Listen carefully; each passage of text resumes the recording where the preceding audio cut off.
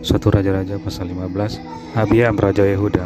Dalam tahun ke-18 zaman Raja Yerobeam bin Nebat menjadi raja ialah Abiam atas Yehuda. 3 tahun lamanya ia memerintah di Yerusalem. Nama ibunya ialah Maakah, anak Abisalom. Abiam hidup dalam segala dosa yang telah dilakukan ayahnya sebelumnya, dan ia tidak dengan sepenuh hati berpaut kepada Tuhan Allahnya seperti Daud moyangnya.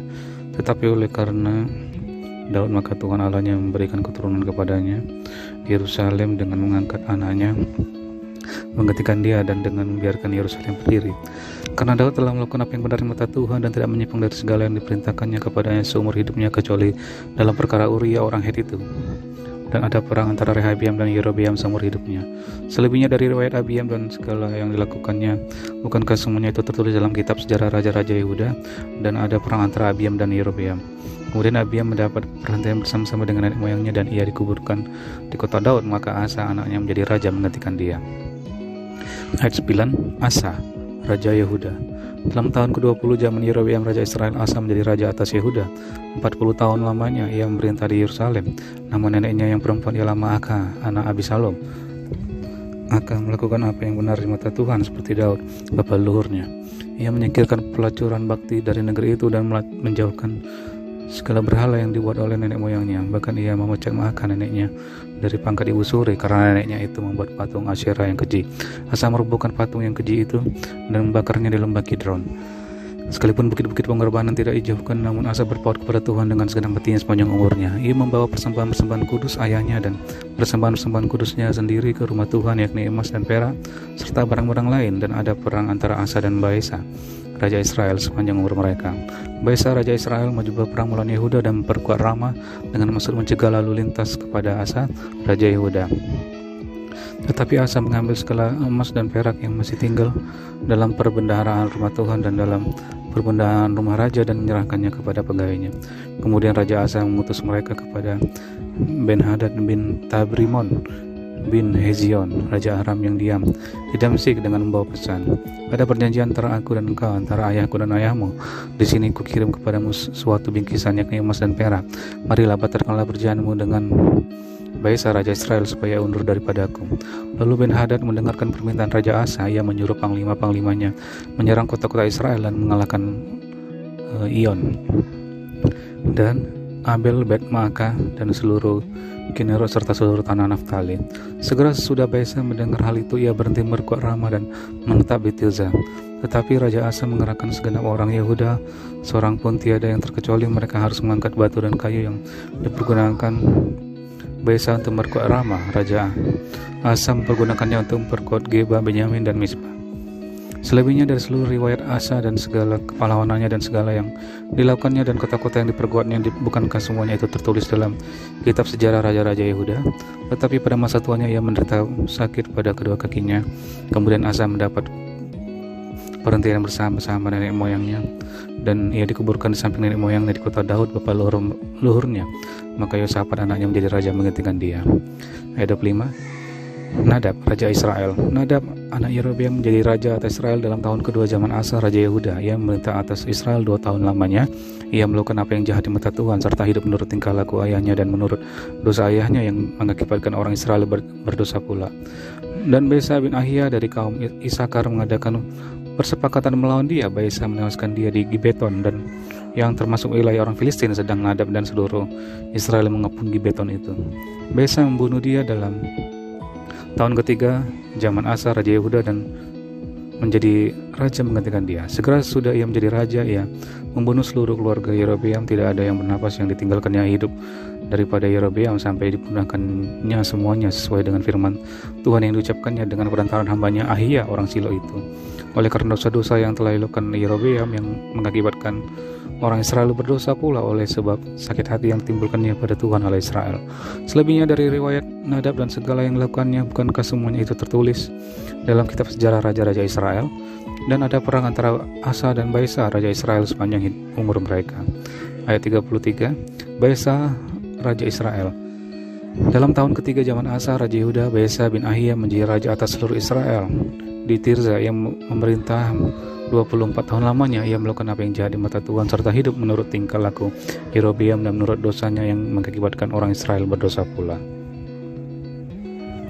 1 Raja-Raja pasal 16. Kemudian datanglah firman Tuhan kepada Yehu bin Hanani melawan Baesa, bunyinya, oleh karena engkau telah kutinggikan dari debu dan kuangkat menjadi raja atas umatku Israel, tetapi engkau telah hidup seperti Yerobeam dan telah menyuruh umatku Israel berdosa sehingga mereka menimbulkan sakit hatiku dengan dosa mereka, maka sesungguhnya aku akan menyapu bersih Baesa dan keluarganya.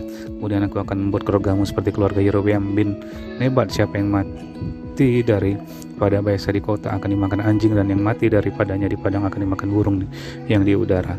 Selebihnya dari riwayat Baesa dan apa yang dilakukannya dan kepahlawanannya, bukankah semuanya itu tertulis dalam kitab sejarah raja-raja Israel? Kemudian Baesa mendapat perhentian bersama-sama dengan nenek moyangnya, dan ia dikuburkan di Tirza. Maka Ela anaknya menjadi raja menggantikan dia. Juga dengan perantaraan Nabi Yehu bin Hanani, firman Tuhan telah datang melawan Baesa dan melawan keluarganya, baik karena segala yang jahat yang telah dilakukannya di mata Tuhan, sehingga ia menimbulkan sakit hati Tuhan dengan perbuatan tangannya, dan dengan demikian menjadi sama seperti keluarga Yerobeam, maupun oleh karena ia telah membunuh Yerobeam.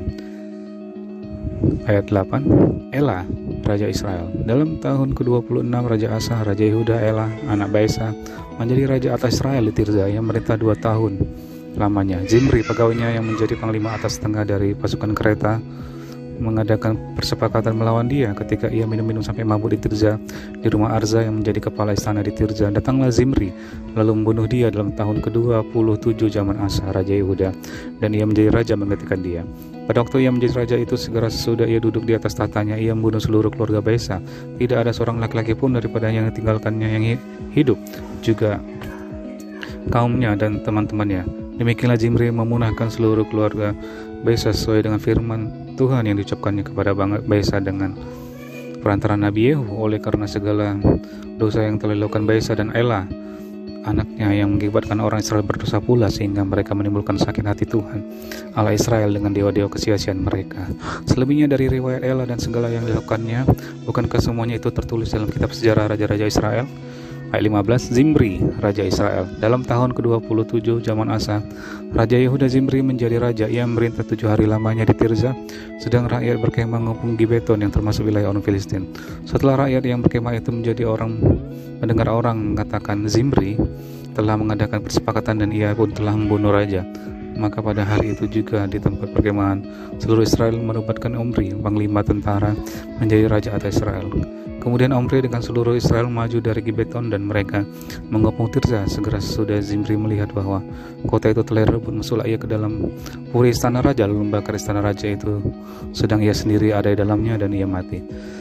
Oleh karena dosa yang telah dilakukannya dengan melakukan apa yang jahat di mata Tuhan, serta hidup menurut tingkah laku Yerobeam dan menurut dosa Yerobeam yang mengakibatkan orang Israel berdosa pula. Selebihnya dari riwayat Zimri dan kesepakatan yang diadakannya, bukankah semuanya itu tertulis dalam kitab sejarah raja-raja Israel?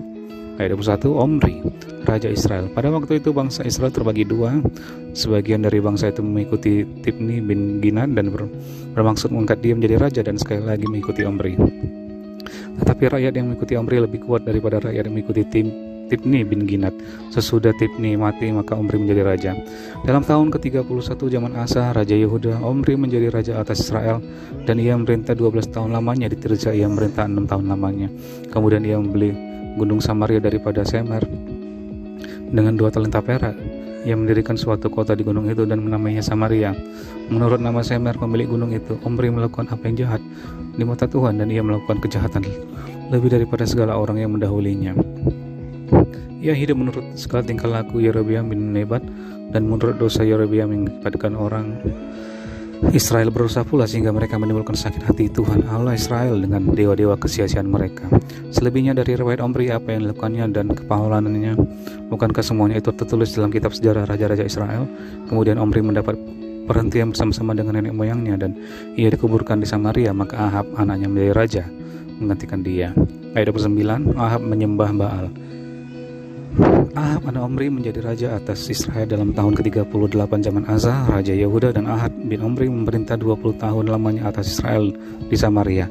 Ahab bin Omri melakukan apa yang jahat di mata Tuhan lebih daripada semua orang yang mendahulinya.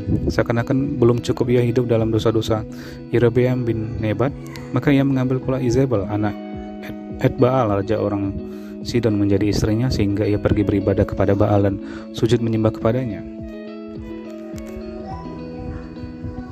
Kemudian ia membuat mesbah untuk Baal itu di kuil Baal yang didirikannya di Samaria. Sudah itu Ahab membuat patung Asyera, dan Ahab melanjutkan bertindak demikian sehingga ia menimbulkan sakit hati Tuhan Allah Israel lebih dari semua raja-raja Israel yang mendahulunya.